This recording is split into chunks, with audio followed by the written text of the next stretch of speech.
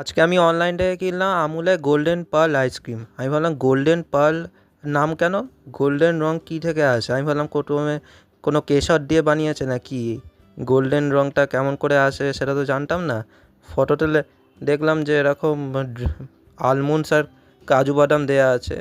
আমি ভাবলাম এই হলুদ রংটা হয়তো কেশর দিয়ে এসেছে। তারপরে খেয়ে দেখলাম একটুখানি যে কাজু বাদাম আর আলমন্ডস তো আছেই, সেটা খেয়ে বুঝলাম। তারপর খেয়ে দেখলাম এটা হচ্ছে পাইনঅ্যাপেল আইসক্রিম। পাইনঅ্যাপেল আর ভ্যানিলা মানে একসাথে মিশিয়েছে। পাইনঅ্যাপেল আইসক্রিম, আনারস আইসক্রিম, ভালোই খেতে।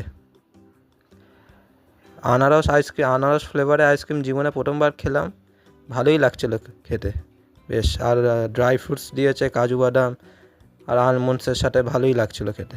আপনারা কখনো এই পাইনঅ্যাপেল আনারস আইসক্রিম খেয়েছেন কি না তাহলে কমেন্ট করে জানাবেন।